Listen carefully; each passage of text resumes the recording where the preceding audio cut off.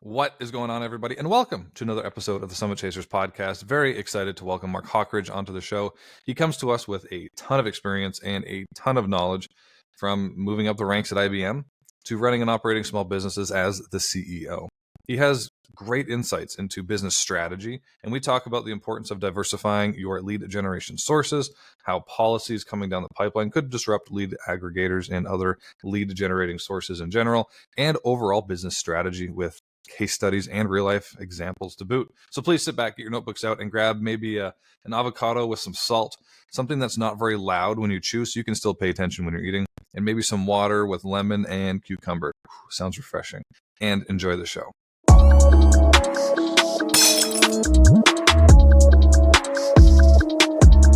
But I'm going to start it off with just saying thank you for being here, genuinely. Anybody that can come on and we just start talking about dogs right away is a win in my book. But Mark, I'm really excited to have you on. Before we get into the meat and potatoes of this, why don't you tell everybody a little bit about yourself and some of the great successes that you've had?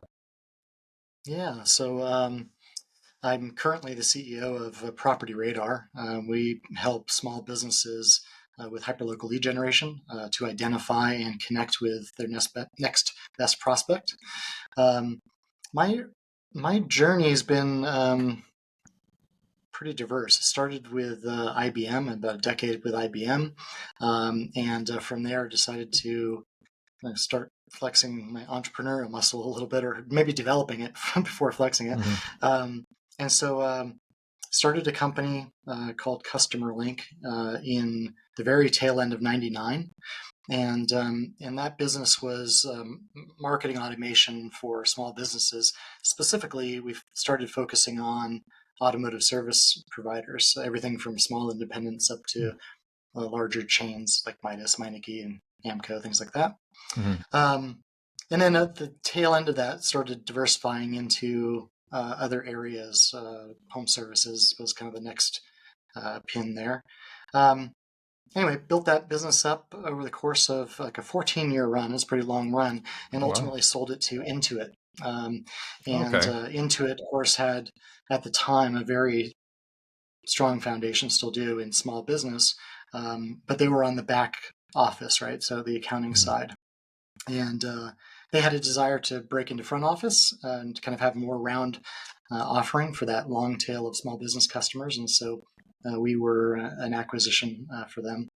And from there, took a little bit of time off right after that just to kind of regroup, but then, got into a number of other businesses, both, either as kind of a hired leader or co-founder in some cases, but almost all circling around that small business marketing and small business ecosystem. And then a couple of years back, got a little bit outside of that. Still focused primarily on small, local, or regional businesses, but got into the commercial real estate prop tech space.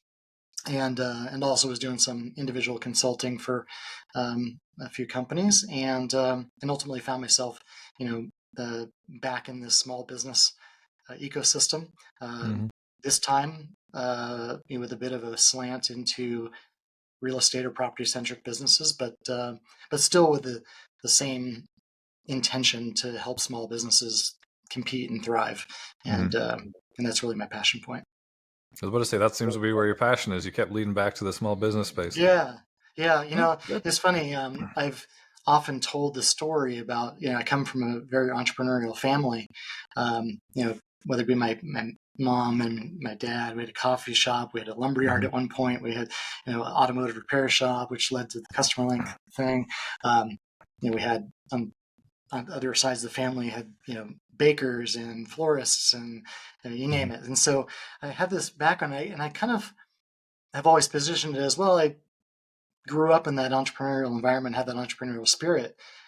But I think really, and this really just kind of hit me actually last week, I was doing some introspection on this, and kind of the premise of, your greatest gift lies right next to your biggest pain. And so I think growing up in an entrepreneurial family, I certainly grew to appreciate the ability to shape your own destiny and have control and not report to somebody Mm-hmm. else and all of those things that come with it. But I also saw firsthand the challenges that come with being a small business. I mean, the Mm-hmm.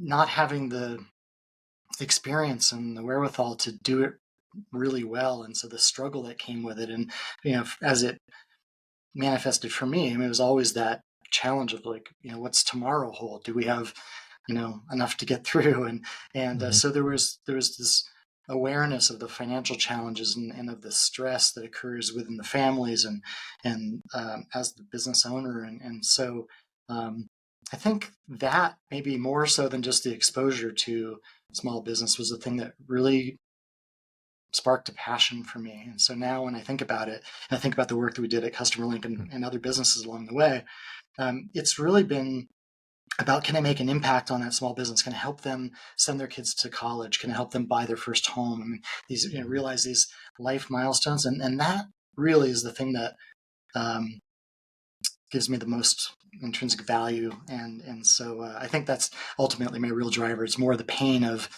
having been through an entrepreneurial Yeah. upbringing rather than just the exposure to it. Well, that's something. Maybe that's why I was drawn to you, because we have a very similar passion when it comes to helping these small business owners create the life that they. I mean, I'm sure that the dream that they had when they started the business wasn't to have a job where you work 100 hours and you're unsure where your next paycheck's going to come from.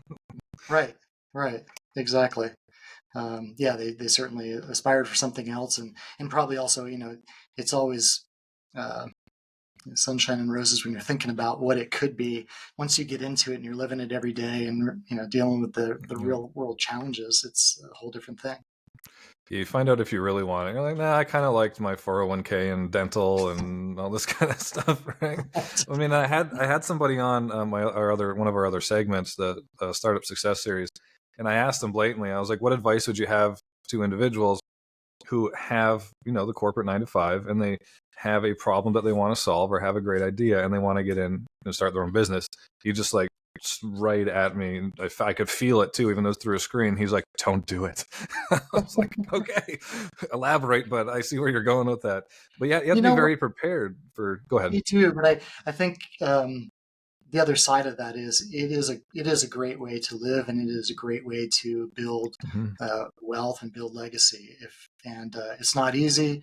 There's a ton of pain in it, but um, it is a very viable path for a lot of people, Mm-hmm. and so I still highly encourage it. And I wouldn't say steer clear. I'd say go in eyes open, go in knowing that Mm-hmm. there's going to be these additional challenges, and Yeah. also be willing to seek out and accept help along the way.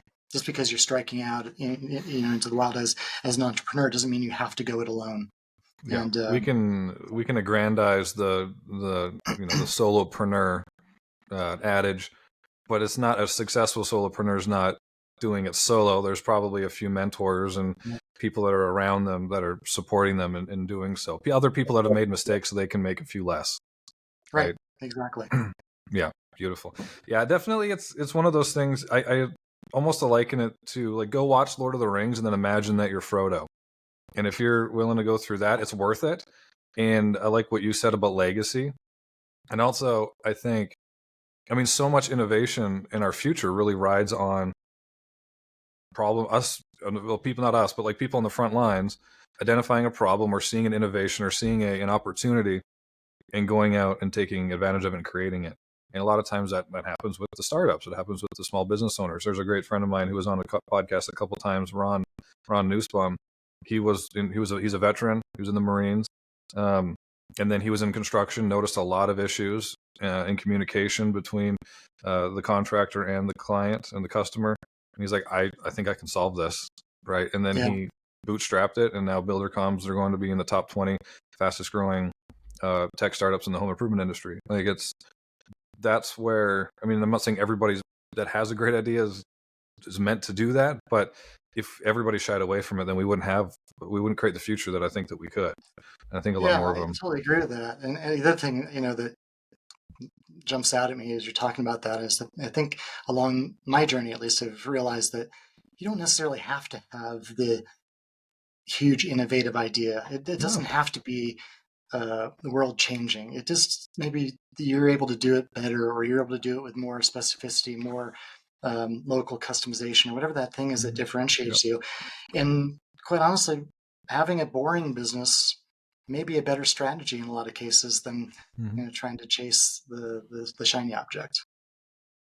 No, I couldn't agree more. Boring businesses are sometimes or a lot of times, the most lucrative. That's right. Well, then when you get into like these different, you also have to look at the type of environment you're getting yourself into. And this is where I think that we can segue a little bit into like strategy. If you like the boring businesses typically are in a more what you'd call like a classical or forecastable type of environment where the industry is fairly established. You can forecast ahead of time. You can plan for 5-10 years in the future type of thing.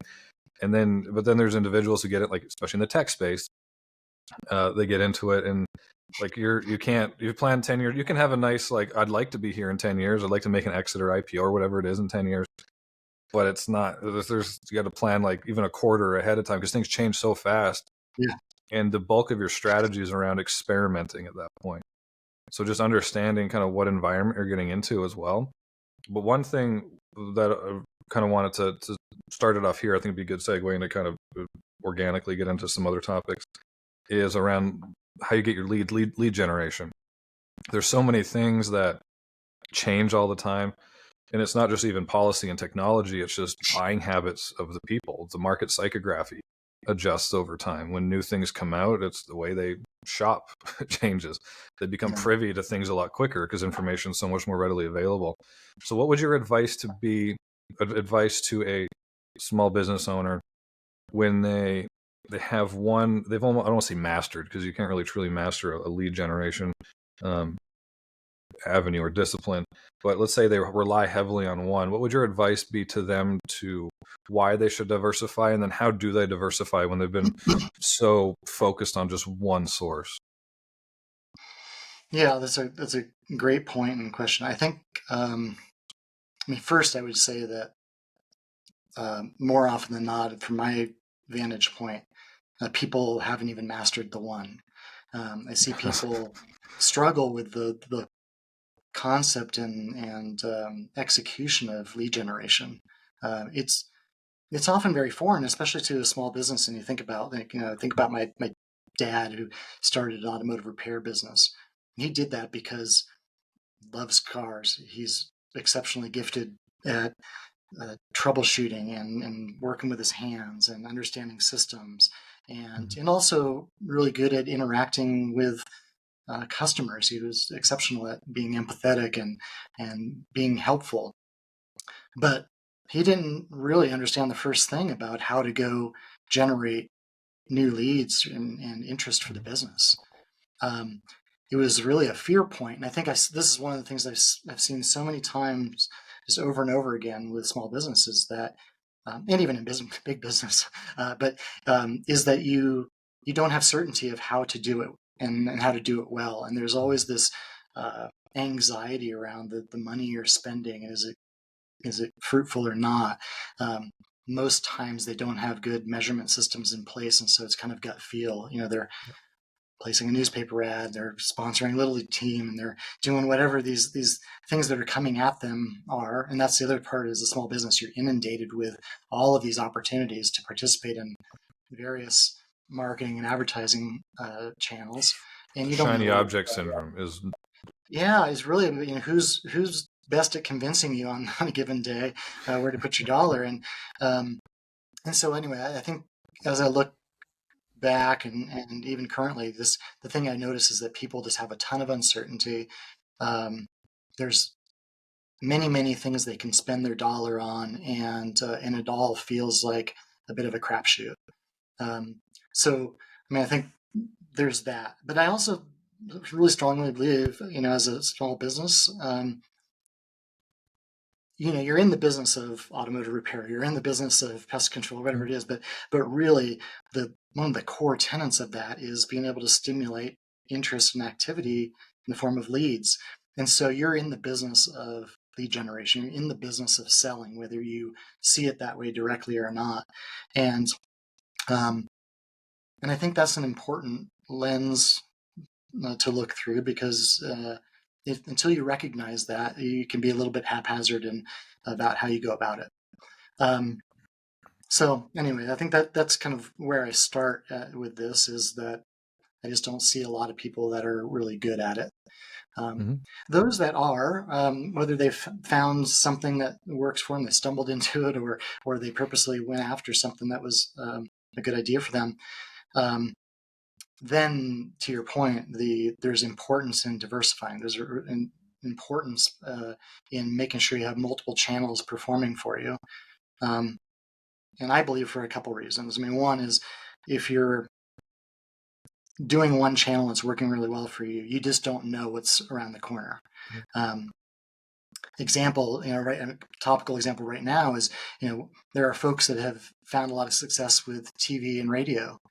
Well, guess what? If it hasn't happened already, in the next couple months, buying that airtime against all of the political ads that are going to be run is going to be really, really hard. And so all of a sudden, the thing that you're riding just evaporates or becomes so costly that you can't afford to do it at the scale you need. So some things like that, it's an election year, you can anticipate.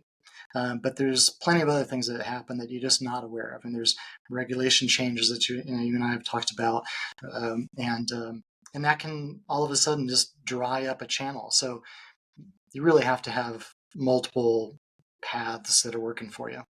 And the other part of that is, I think that to the degree you diversify, especially in a small local business, you have an opportunity to create more of an imprint for your brand by utilizing multiple mechanisms versus just one.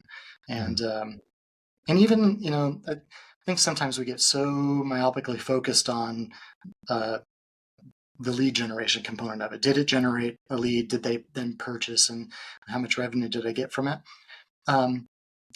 But there's another side of that. I mean, to the degree you are establishing a constant cadence of marketing, advertising, you're also building a brand, a local brand, and that stays, that lasts beyond just that lead, and it touches many more people. And so that's also a really critical component, I believe, in the strategy.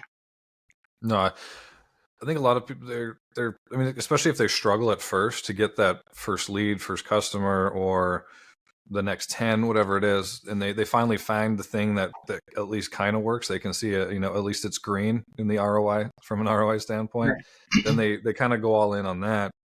And then it's that inertia by proxy, right? It's working, so why should I change? Well, like you said, like a policy could come through that doesn't work. You get an election that could totally screw things up, and COVID could happen, and then you all of a sudden, and then even like Facebook and Google. I don't know about Google, but I know Facebook is it's so much more expensive now and tougher to like your ad revenue is just, it's huge, or not ad revenue, sorry, ad cost is huge on those platforms. So you're just, as much as you can to control your own destiny as possible. And there's one route that we were talking about beforehand, which is like aggregators, like third party. Basically, you're just buying leads from people who you're basically buying them from their ads, right? They're generic ads. And there's a policy that's coming through, if it hasn't already. Do you mind shedding a little bit of light on that really quickly? Yeah, so it's TCPA policy, which basically it's now been modified to cover many things that it wasn't originally intended for. But you think about these lead aggregators that are out promoting a service to find you, the consumer, maybe options for a mortgage or whatever that might be. I'm looking to rent a house or whatever it is. They're doing all of this outreach, often using technology to do that, meaning recorded voice and text messaging and power dialers and things like that, because they're in the business of generating leads. So recently, this TCPA Act has now been updated with some regulations that say that the marketer, in this case, the person generating that lead, can only sell that lead to one individual business, and they have to sell it explicitly for that business's purpose. And so, in other words, I can't generate interest for topic or product A and then slip you in to a list for Mm-hmm. product B to call you on, and that becomes now illegal. This has big ramifications for marketers, but it also drives back, that point of being in charge of your own lead generation. I mean, I think augmenting leads with purchased leads is fine as an augmented strategy, but if that's your only thing, a change like this can have devastating impact to you. It's uncertain still on this particular thing. What will happen? There are ways to game that system still. It's also going to drive a bunch of kind of what I consider underground tactics, meaning because you can't do it in the United States, you're going to outsource all this robo dialing, to the Philippines or somewhere else or India. It's not going to change from the consumer's perspective. We're still going to have a broken system from the consumer's perspective. They're going to have a bad experience. They're going to get peppered with calls that they don't want, and so on. So it's the FTC and FCC are kind of chasing this, using this TCPA as a tool to accomplish this goal of keeping consumers from being spammed and targeted, and that makes sense. And that's a very good objective. It's just the way that it's happening is not as well thought out as it should be. But at any rate, I think there again, I mean, augment with that sort of a strategy, but own your own lead generation activities. Become a lead generator, by trade, and then you're not beholden to something that changes or escalating costs, right? Now think about this, depending on how they go about this, the marketers are now either going to have to, instead of being able to sell a lead to 10 to 100 people, they can only sell it to one. So supply and demand would say, okay, the cost of that lead's going to go up, or they're going to start selling unqualified leads, meaning potential interest or a potential lead that you're going to bid or buy on, that maybe the cost goes down, but the quality goes down dramatically as well. So how these businesses respond is still, a bit uncertain, but I don't know. It just underscores to me the reason not to be riding that single horse. And similarly, on the paid, like you mentioned, like paid ads for social. I mean,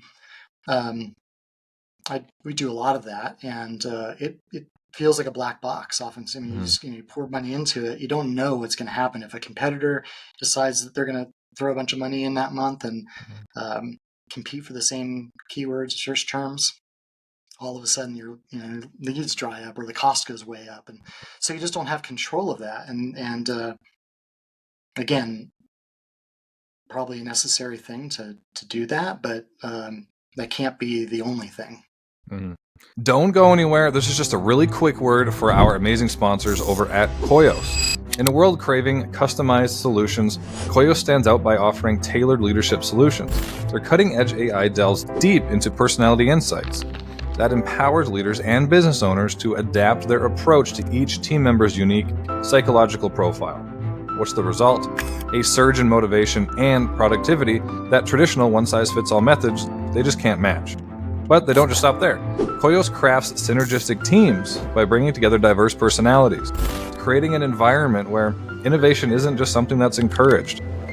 It's going to be inevitable. Imagine being able to pinpoint exactly what your team is missing to perform at their best. Have a clear understanding of how a new hire will fit in, how to lead and get the best out of them quicker. And as the business landscape evolves, staying ahead means anticipating change. Koios equips leaders with predictive insights, transforming team dynamics from reactive to proactive. With Koios, you're not just navigating the future, you are shaping it. Koios is helping us redefine leadership and unleashing our clients' and your team's potential. Start your journey today and lead with confidence tomorrow. Hit the link in the description below and use code SUMMIT10 at checkout to receive 10% off your first 3 months. Now, back to the episode. Yeah, like as quick as you can, switch to like a full funnel, but build a full funnel approach.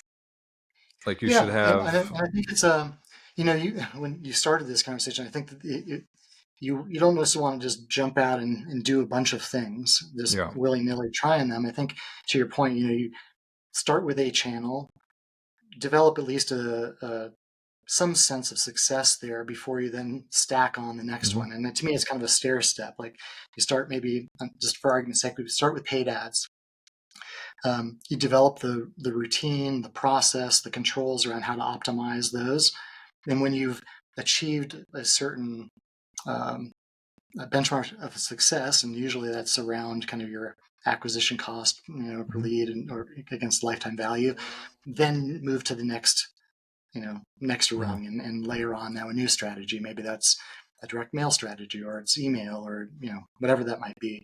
But I think doing it in a sequential path where you've proven one before moving to the next gives you the best framework for success without them all just being kind of haphazard bets. Yeah. Well, and then just understanding, like you can get into paid ads, but you don't know what you're going to get out of it at first. So it's a good way to test and measure. And you also get a lot of good data as far as like who's your market, who's buying, what place in their buying cycle are they? Because you get pretty direct data, and you can use that information to then build on, do more of a brand awareness strategy from there.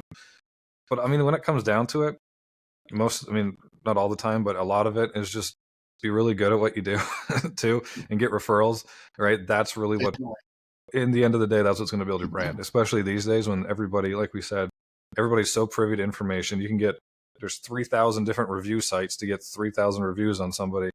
And that's one of your best ways to build your brand. And then that's change part of your marketing there as well. And that'll help. Then your ad cost will go down, because now when people click on your ad, they're like, oh, who is this? They go to search you. They see good reviews, they see good testimonials, more likely to buy. Therefore, your ad costs go down. Absolutely, so there's absolutely a requirement. Yeah, I mean, you have to do that. That's kind of the blocking and tackling of your business. And I totally agree. If you don't have good reputation, you can throw all the money in the world, but it's just not going to be a sustainable thing for you. No. So, what would your advice be? You're a business, and you've had a lot of to your understanding, you've had a lot of success with maybe 1 or 1.5 lead revenue or lead generating avenues. What would your advice be to them to stay flexible, so that if you do need to pivot, if a policy comes down or something changes, you can make that pivot fairly quickly? Because there's something that you would maybe keep they can exercise, you'd have them do, or a specific way they can experiment while they're having success over here? Yeah, I love that question, because maybe the answer is a little less intuitive. I think there'd be some argument to say, well, just have other channels at the ready, and maybe have your assets or collateral ready to exercise other channels. But I think before that, the thing that businesses should do more of is better understanding where do their prospects hang out. Like having a clear understanding of what are the channels that you can find them, even if you're not exercising that today. Where are they? And then also better understanding what is it that drew your current customers to you. What was the challenge they were having before they had awareness of you? In other words, what frustration or pain did they have that caught them or got them to even look for you? So understand that part of their journey. What was it that when they found you that they felt like this could be a viable solution for them? And what was that point once they started transacting with you, whether that was buying your product or service or whatever, that they realized that, yeah, this is good for me. This is giving me value. And so by getting deeper into that understanding of the kind of behavioral and psychological journey for the customer, that will help you understand, where to find them and the appropriate messaging to use. And so you don't necessarily have to have all of the creative done, but at least you're much further down the road, and I think can jump to success much quicker in a new channel, knowing those things. Yeah. Well, that's great advice, is just completely understanding like the buying cycle. Like you should be an expert in your ideal client. And then in that information that you have, in that knowledge that you have, lies your ability to pivot quicker when needed. Right. Got it. No, that makes a lot of sense. The traditional approach there is, know your ideal customer profile or your buyer Mm. persona, but Yeah. those oftentimes shape the um, demographic details, right? Where are they, who are they by Mm. age, and the profile details, but not what really um, affects the behavior change, and Yeah. what's the arc that they're going through.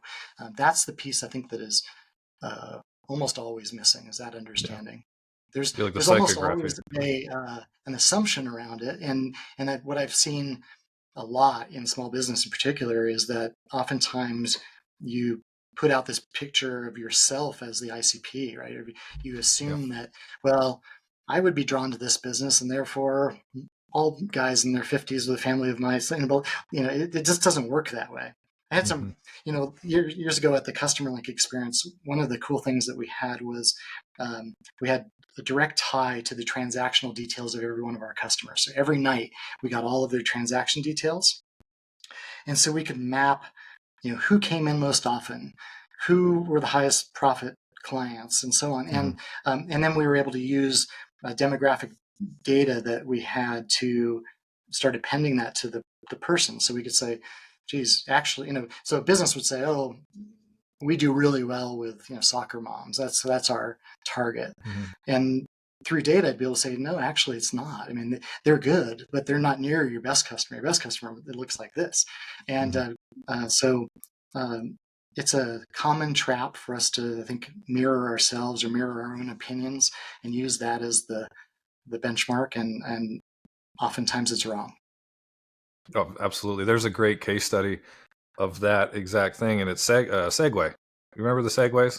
Yeah, Little sure. two-wheel Yeah, things. Yeah, this yeah. is very similar. They had this huge promise, and everybody who was developing it, I can't remember the founder's name, rest in peace. Uh, they thought it was going to be this amazing thing. It was going to Kagan. revolutionize the transportation industry. Sorry, you know his name? I think it was Kagan. I think his last name was Kagan, I believe. Yeah, yeah, yeah, yeah. I remember that. Yeah, okay. But I think that when they launched it, they came up to some catastrophic loss. Like there's like the valuation was so inflated. They thought it was going to be this amazing thing, but they didn't do that much for how the promise that they were making. The Right. lack of like MVP and market fit testing that they did was astounding. And it came out and it really quickly went. And the most prominent place you'd see a Segway is like in a mall when they're trying to show you how you can go through the little Right. mazes. You remember? Yeah, you Right. remember that? It was Yeah, yeah. I so remember the build interesting. up to that. I remember, Crazy. they teased it a lot, right? You didn't see it ever. They talked about this new thing coming, and I remember uh, the storyline was, everybody's going to be on this new device, and Yeah. that's how we're going to move around, and yeah, very far from the truth, but Very far. And then he ended up again. It is a sad story. It's a little ironic, but he passed away because he flew off a cliff on a Segway. that's right. That's right. Wild. It's a Yeah. wild story. But now I think now the newest rendition of a Segway is those two-wheeler thing that kids are on. The I think hovercraft or that's hoverboards, or whatever. Yeah. hoverboards, I think, or whatever it is. But anyway, sorry, I mean that's a fun story. But that's a case study of like you just don't know until you Right. go out and ask, you test and measure, Right. right? And even if and to always there's a lesson that somebody or a point that somebody had on my startup series. They said like you should always be launching. Like so you always Yes. want to be thinking like relaunch, right? If you're making a little improvement in something, even if it's to you, it doesn't seem like a big change in something, but it could be a big change to your consumer. What do you do when you launch something? You put it out, you get feedback right away.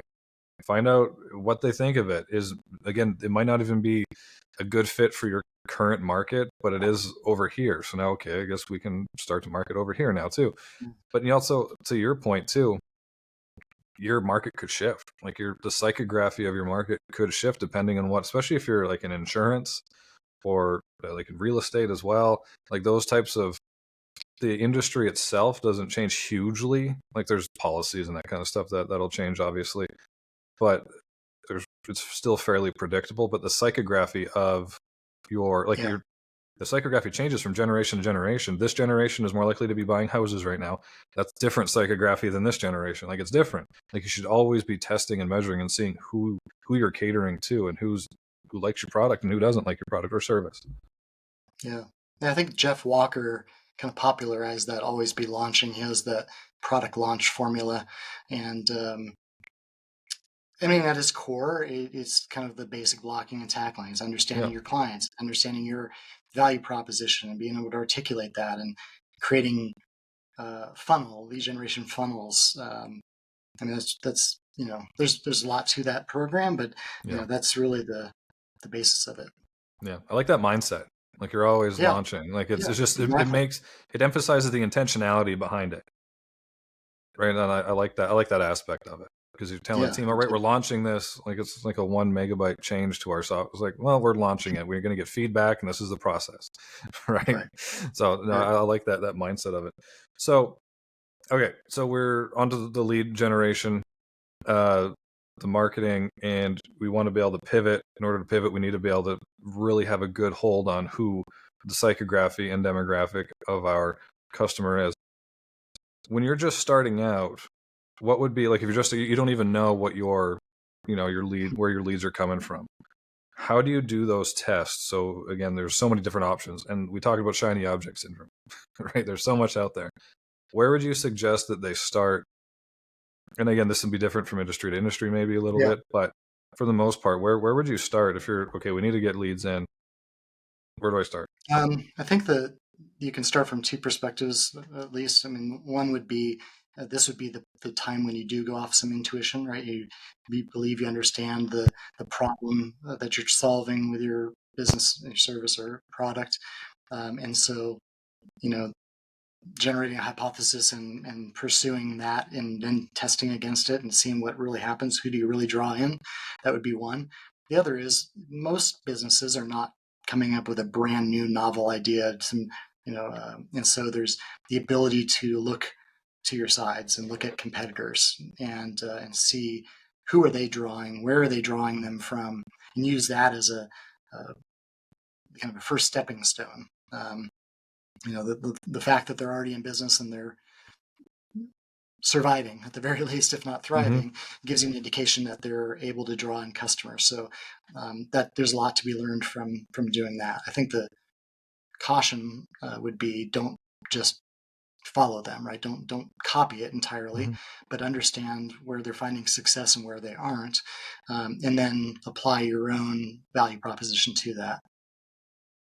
Got it. No, that makes a lot of sense. We're not in high school anymore. People forget that. You can cheat on the test. Right. You can look at other people. What would your advice be to them? So they're looking at their competitors, or they're their competitors. To their competitors, they're probably not competing because you're just starting out, but still you're in the same space. When you're looking at them, how would you identify what to copy and what not to copy? Like there's some nuances there. I think I think the things that I would be interested in copying is more just understanding what channels are they using to acquire people, like, where are they getting their message out, understanding the types of people they're drawing, and using that to test your own assumption about the people that you might draw to your business. And so I think I'm more curious about where are they finding them, who are they finding, than trying to copy their value proposition. Because I mean, every business draws people in based upon so many different elements. But in automotive, when we used to work there, we had thousands and thousands of clients across the country, and there was always this concern, like, oh, if I do the same marketing tactic as the shop down the street, aren't we just going after the same people? And my answer is no. I mean, in some cases you're going to have a little overlap, but people come to your business because of the brand and because of the experience they receive and because of the price points and because of a number of things, right? Just how it makes them feel. And that differs from business to business. And so even though there's two automotive repair shops in the same town, doesn't mean you're drawing the same clientele. So figure out what it is that you do uniquely. Why is that appealing to your base? And build on that. So again, some people are very price conscious, some people are convenience oriented, and so finding your unique messaging and proposition is not something to copy. That's likely going to lead you down the wrong path, and you're not going to be able to sustain it because it's not authentic. So I think that's what I would look at. Yes, it's like, so you would say it's looking at almost your like leverage identifier. So what can I leverage? Obviously, you're going after the same. Where are we finding them? How are we finding them? So where are the ideal customers hanging out? And then it's what's my differentiator? What's the leverage? What's the Yeah. strengths that I have that I can leverage maybe against their weaknesses? Yeah. Yeah. Or finding just open space. Mm-hmm. Again, that competitor may be um, presenting something that is unique in its own right. It might be price performance, whereas you're like, no, I'm a premium offering because of these Mm-hmm. reasons. It's going to appeal to a different segment of the audience. And so um, I think it's just recognizing that and being thoughtful about that, and then it's just test, learn, and repeat. Right? I mean, you just Yeah. have to do a lot of reps. You got to iterate. Yeah.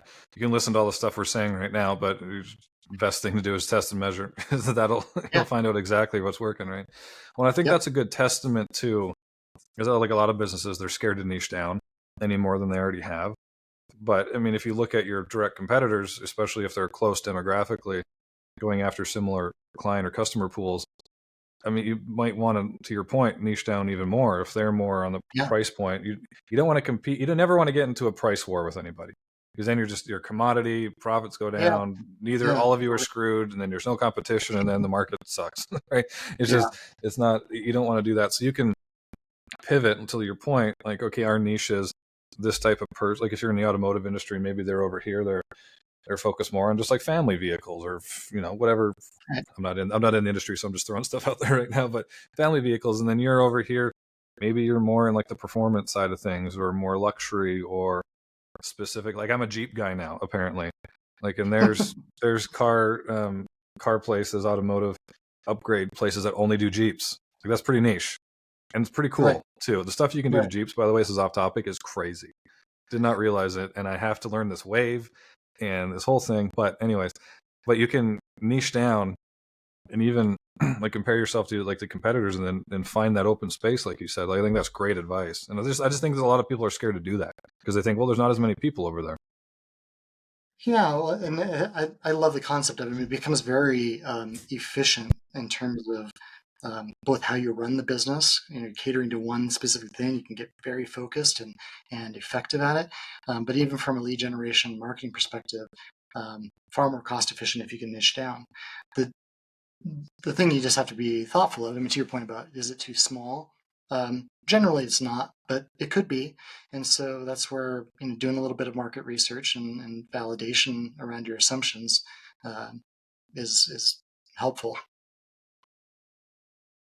I think a lot of times, I think people almost overestimate how big they need their market to be, too. Right. Like you don't need 100 million people in your market, or even 10 million people in your market, especially if you're a small business, Right. right? To be successful, what you do need is, if you have 100,000 people in your market, but you have a great brand awareness, great brand story, great brand buy-in and consumer buy-in, and you just capture a higher percentage of them, and you That's just right. create like the loyalty, like the customer loyalty, and now you have the customer loyalty. You provide a great service or product, you got referrals.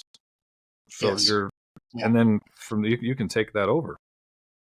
Yeah. Absolutely. And I think that that the referrals, that word of mouth, is key. And um, people tend to roll in the same circles, and Yeah. so Mhm. if you can get that niche and you can perform well, you have a great opportunity to kind of create like this little local virality, right? We get this word of mouth Yeah. that can be super powerful. Well, then you can expand from there, right? You can like Okay. I don't know if Apple might be a great example of this, but I mean they start out with an iPod. They're in the music, the right. So they saw, oh, people like to carry their music around with them. Let's create this thing. Sorry, you about to say something? No, I think, just kind of triggered a thought. I mean, I think, especially for small businesses, and I think about my experience as a startup, it's very tempting to chase everything and kind of have this horizontal approach, but Yeah. it's super costly. More often than not, that's going to lead to failure because you become, you know, uh, mediocre at a bunch of things. Right? It's much more efficient to build depth, vertical depth in a given area, whether that be your segment or your service offering or product, and then based on success, start to stack out more horizontally. Um, Going wide early, unless you're really well capitalized, can be a bad path. being mediocre is really expensive because you're constantly having to overpay to bring people in because you don't have that depth. You don't have that full funnel yet. You're just pay per click, basically, or or pay per lead, whatever you're doing if you're buying leads from that kind of stuff. Which and there's in some cases going the aggregator route, depending on your industry, is okay for that if you want to get into new market. You can just buy leads there and then slowly generate, and then you get referrals and that kind of thing. So there is a strategy for it, but to your point, if you're doing this, if you're horizontal, you're paying a lot of money to be even somewhat successful in every one of those places. And then you're so spread out, you can't go deeper, or it's more difficult to go deeper in if you do pick one, right? It's also very difficult to execute on that, right? Now, assuming you get those leads and, the promise is that you have all of this breadth, but in reality, somebody's going to come in and realize, it's really shallow. It really doesn't give me all of that, across this broad spectrum. So it's twofold. It's very costly to acquire, and then very likely you're not going to be able to perform at the level you need to. Yeah, there's an exercise we do with our clients. It's kind of a tailored approach. Are you a Jim Collins fan? Have you read any of his? Yeah, sure. Yeah. So he's heard of the hedgehog concept? Oh, yes. Yeah. I love the hedgehog concept, but it's those three kind of intersecting circles, right? It's what are we most passionate about? What can be the best in the world at? And then what drives our economic engine? That's right. You answer those, you're probably most likely, if you answer them honestly, you're not going to be super horizontal. You're going to find out what you can be the best in the world at. So what can you go the deepest in? What can you provide the most value in? And sometimes that's a pretty narrow niche. What are you most passionate about? So what are you more likely to stick with and get better at and become a master at, right? And then you decide what drives your economic engine to make sure you're focusing on the right things and make sure that you're judging your success appropriately based on the long-term success of your business. And if you do that, you're going to find where you lie. And if you stick with that, right, you'll find out really quickly, where you can have the most success in. And Apple's is such a great case study for most cases, right? But when just before Steve Jobs came back, they were selling everything. Like their product line was ginormous. Like I saw a list of it, and I had to scroll. And the font wasn't that big. Like he was huge. Then they were bleeding money everywhere because they were just sort of okay at most of that stuff. They got away. They're trying to compete with Xerox and all this. It's like crazy. Right. But then he came in and he got rid of all that stuff except for like one computer. There were 16 different types of desktops, and he cut it down to one. And then he got like the renewal phase, right? Where let's just survive. Let's just get to where we are. He borrowed $150 million from Microsoft. I would have loved to have been a fly on the wall in that conversation, but and he had to cut it all. And they realized, but this is not what we're good at. This is not what we're best at. We're bleeding money everywhere else. We're successful here, but we're bleeding money over here, right?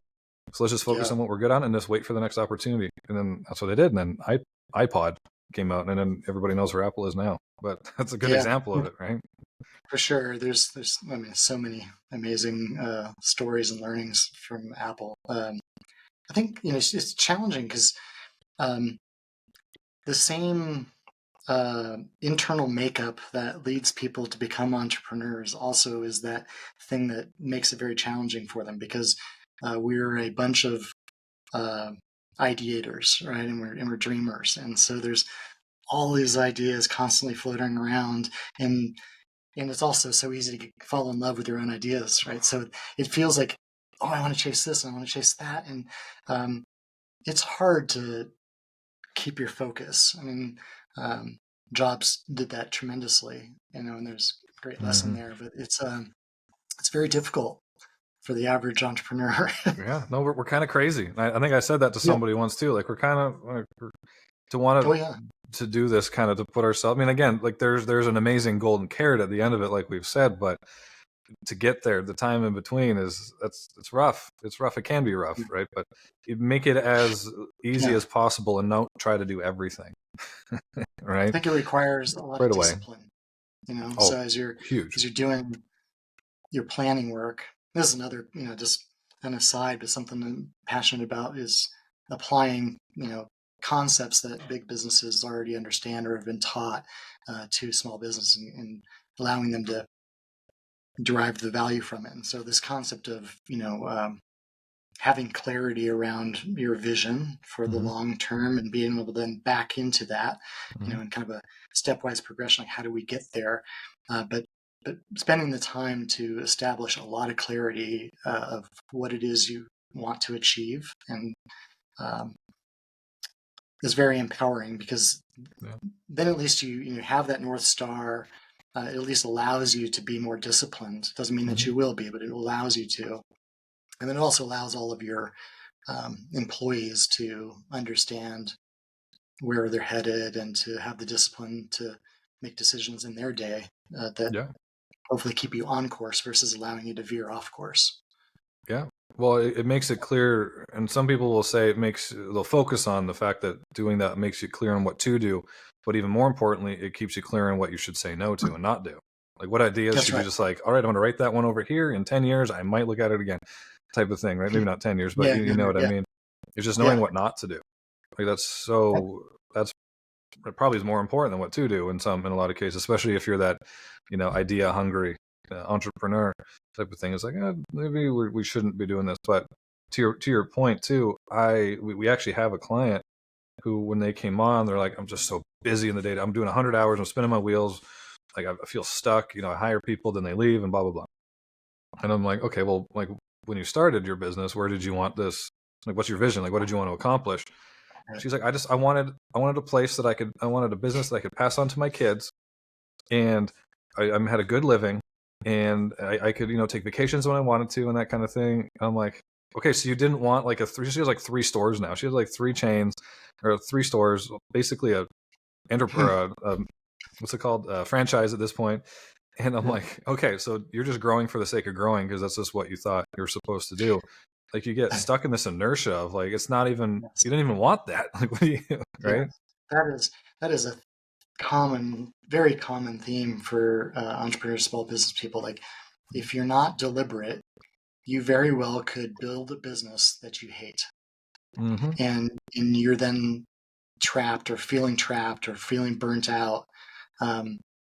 Being intentional and thoughtful about your vision, and I would argue that the vision she described was way too shallow, but getting very specific about it then allows you the ability to go manifest that. And so there's a book by Cameron Herold, I don't know if you've heard, called Vivid Vision, and it's a model that I've used a number of times. And all of these are tough for small businesses because you're in the throes of, you're just trying to pay the bills and keep the business moving. But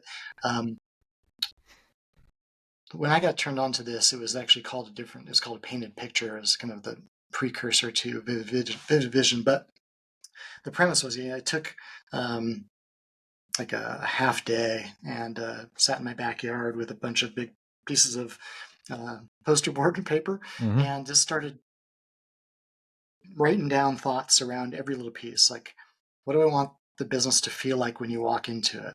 What do I want the customer's experience to be like? What do I want the press to be saying about me? What do I want? All these little things, right? I mean, down to the very, very granular pieces. I mean, how did I want it to feel light and airy? I mean, and what, does it feel all these things? Because the more clarity you can create for yourself around what that looks like in the future, then it becomes really easy, not only for yourself to chart a course towards it, but it also allows you to share that with your employees, with your partners, with clients, and you start bringing in more of the people that are aligned with that on all sides. And I felt like that was a big unlock for me. Like, it went from just being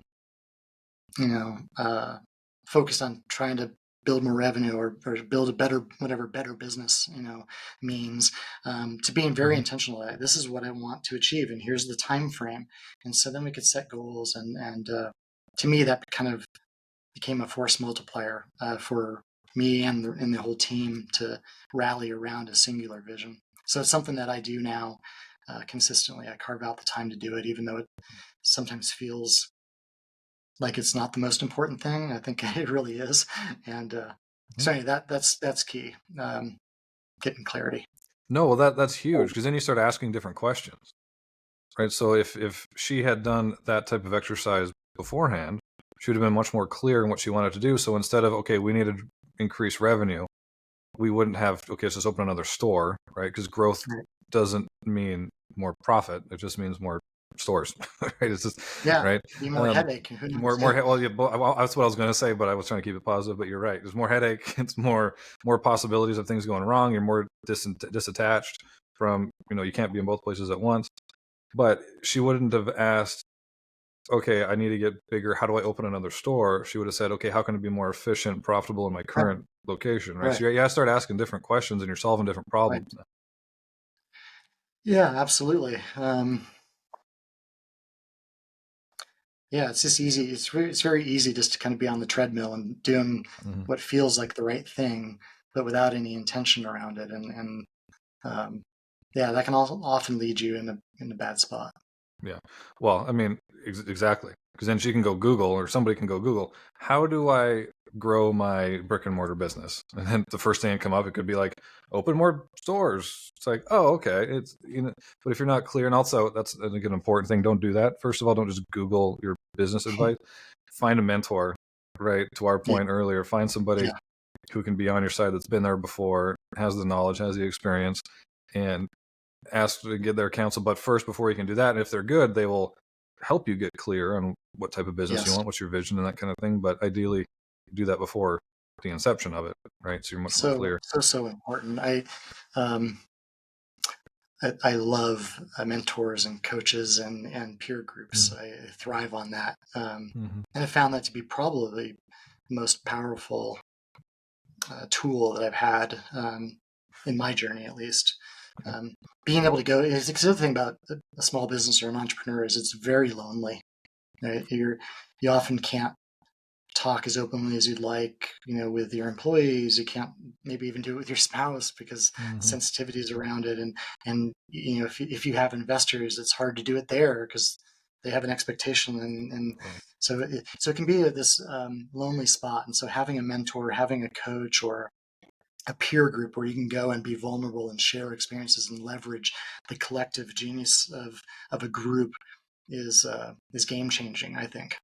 No, it's going to be your biggest indirect ROI that you could possibly invest in, right? It's that, and then I mean, I guess that would go in the same category, but like your own skill development, your own knowledge, and that Yeah. to read, like put the time in to read books. And then if you do read the books, implement, like take actionable takeaways and actually do the stuff. I saw your post earlier. Like I I was gonna 100%, say, I topical. 100% agree. I saw your post. I was going to throw it in earlier, but this is a great time. Well, because even I got stuck with, and this is like a whole personal development thing. We'll end on this, but it's almost like this. We get stuck in these vanity metrics, right? And I talked to somebody about this before, but we get stuck in the vanity metrics, and that could include how many books did you read this year? Well, I read 100 books. What did you take away from it? Well, I really like this one book. Okay, so out of 100 books, you remember the one book. Now, out of that one book, what did you implement from that book? What did you learn? It's like, well, it was about leadership and how there's 5 levels of leaders and this kind of thing. I'm like, okay, cool. What level leader are you? And like, whatever. You see what I'm getting at, though? Like, we Yeah. get stuck in these vanity metrics. So, and I got stuck in that too. Where 3-4 years ago, when I started really taking just reading books seriously, I was getting most of my education on YouTube and mentors and that kind of stuff, which is great. But I wanted to intentionally start reading, and I was like, okay, I'm going to read a book a week for a year. And I did it. I've read about 60 something books that year. So there's a few tiny books in there. So I was able to get it. But then I Yeah. asked myself, I'm like, all right, I had a notebook and I'm like, what of this did I implement? What did I learn? I probably only really took away a lot from maybe 3 or 4 of them. Right. So being intentional around the way you learn. And now I maybe read 10 books a year, but I'll fill up an entire notebook and I will try to create a course between, on a subject matter mixed with the experience I have and the stuff I'm doing with clients and that kind of thing. And I'll try to teach it in any way I can. I'll repurpose it so you can really internalize it, make it your own, and then utilize it. But I just think people are Yeah. that intentional about it. They're just like, I read 20 books this week. It's like, cool. Yeah. What'd you do I with it? love that process you're going through. I mean, I find the same thing. I read business books in particular, like at a crazy clip. I just enjoy it. Mm-hmm. My wife teases me all the time about it, but I enjoy it. But there's times when I'm reading and pound through a book, and I glean things along the way, but then it's just right out the backside, right? It's like Mm-hmm. it's lost. And I think being far more intentional about taking the moment to stop, write down those key takeaways somewhere else, maybe think about how I'm Mm-hmm. going to then, how and when I'm going to utilize that, is far more productive. I mean, you could read 3 books or 1 book Yeah. and actually take action on it and be much further ahead than just pounding through the pages. Yeah, like I'd rather, and also just like what book, like being understanding this is what I want to learn, this is what I need to develop, this will be the highest value, you know, Right. weakness I need to, upgrade or whatever it is, and then go research and find books on that or learnings on that. And then like I'd rather somebody come to me and said, yeah, I found these perfect 5 books and I read them 50 times than I read these 50 books once, Absolutely. right? Like I'd Absolutely. like that would be more productive to me. I was with my mastermind group last week down in Austin, Texas, and um, I came away amongst a bunch of other pages of notes, but I came away with, I think 6 or 8 books that were recommended to me. Yeah. And it's kind of like, okay, I'll read them just because I enjoy that. But uh, I have to remember what was the intention behind Yeah. that recommendation. Why was this, a magical book for somebody else, and see if I can find that piece and take away. Um, yeah, it's Well, I tempting just mean, to yeah, and then I mean, again, I read 8 books this week. It's like cool, but then it's also don't be afraid to, like, when you do buy a book. I get they're an investment, 15, $20, whatever it is. And you get a book and you're like, okay, this isn't what I thought it was going to be. This isn't what I need right now. Don't be afraid to go put it back on the shelf, save it for another time, and get yeah, another one out, or resell it or yeah. whatever it is. Because there's also, you have to be careful with books these days because there's a lot of books. Like I'm writing Oh a my book, gosh, and my tremendous. fear my fear is that people are going to read it and then think it's just part of their sales cycle, because there's a lot of those. They're just marketing There is tactics, right? more and So more. you got to be careful. That's why I love the Jim Collins where he studies to read a book to educate people. Patrick Lencioni, Robert Cialdini, John C. Maxwell, Yeah. Dan Sullivan. There's so many of them that they just want to educate you. Robert Greene's another great one. I mean, there's so many of them, right? But be careful what books you're reading, because sometimes they're just fill of QR codes and hey, buy my stuff. Hey, buy my stuff. Hey, this is just. But Yes, there's more and more of that. I mean, it's becoming so much more accessible, both with the ability to self-publish and also just the kind of trend of people using AI to write their book for them. And yeah, it's I've noticed that, and it's starting to get maybe a better eye for it. I start to figure that out earlier in the cycle of the read. But back to your point about kind of going through them, I dog ear my books like oh crazy as yeah, I read them. And so even if I don't take action on it now, I make little notations on those about the topics I can go back to and reread mm-hmm. it or maybe share it with somebody else. Yeah. I mean, these tactics might not work for everybody. Like those that are listening to this, those might not be the best way for you to retain information. But find out what yours is, and then like what my dad used to do when he was studying for nursing school. He would read something out of the text. He would read a couple pages, and then he would put the textbook down, and then he would try to rewrite it, everything that he learned without looking at it in his own words, and then that would help him retain it better, as repurposing it in your own, right? So like if that Funny you might say work for that. you. I was just having this conversation with my son. My son's a pre-med student, and I was asking him last week actually about, how do you go about studying? Because that was my method. I think your dad and I must have gone to the same school or something. But because I do the same thing. I go through the learning process or the reading. I try to recreate my own Yeah. notes, even my notes from your classes. I would recreate those into a nice format that distilled down what I needed most. And then from there, I would even go further often to create maybe flashcards or things on the areas where I had the most weakness. And so I could Yep. really shore that up. I found for myself, that was a great mechanism. I was talking to my son about that, and he's like, oh, no, this doesn't work for me at all. I do this, this, and this. And I guess that's the point, is finding what works for you, finding the process for you to get information and make it actionable. And so therefore, finding real benefit in it versus just reading it for reading's sake. Yeah. They say like a master of the material can distill a book into a 5-minute speech. because you know it enough that you can distill it down to its most effective parts and then communicate it to a crowd, and they would get the most effective parts out of it. So if you can do that, absolutely. I think you got it. Just simple stuff like that, right? Yeah, right. Yeah. But Mark, it's been an absolute pleasure. I feel like we could keep talking. I had another subject that we could have, so maybe there needs to be a part 2. Been an absolute pleasure. You're very good at what you do. You're very knowledgeable, and I look up to you greatly, especially all of your content on LinkedIn. But there's a question that I ask everybody at the end of these interviews, and that is for you, Mark. What is the next summit that you are chasing? So it's a great question, and I had that mastermind last week, and we were talking about that concept of your greatest strength lies right next to your greatest pain, and what is that next summit?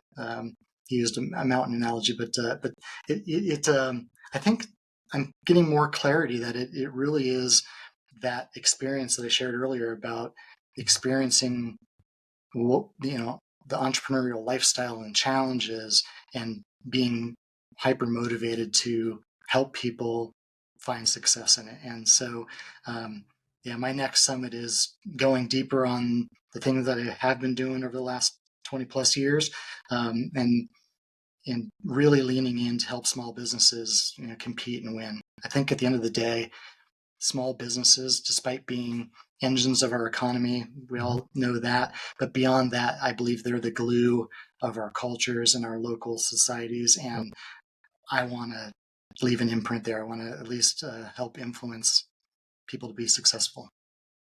I love it. I love it. And our missions align perfectly. So if there's anything we can do to help each other, I am absolutely all for it. Mark, where can everybody find you? Why don't you have a podcast, by the way? It's funny. I've been starting to spin up a little bit more content on LinkedIn. That's probably the best place to find me. I was just thinking about that. I want to be able to do it with enough energy and consistency. I think that's the next step, and I kind of see it as spending a lot of time with small business owners, talking about their challenges and their wins and strategies, and so that's coming. Not sure when, but it's coming. It's becoming more and more real to me. And in the meantime, I put out quite a bit of content on LinkedIn around my thoughts and experiences and failures and everything in between. I love it. And we'll link his LinkedIn in the description down below. Go check him out. Like I pay attention to all of his stuff. He puts out a lot of great content, very knowledgeable individual. But again, we're going to have to get a part 2 going because there's lots more that we can talk about. But Mark, again, thank you so much for coming on. And to everybody who is still listening or watching, keep chasing your next summit. Thanks, Zach.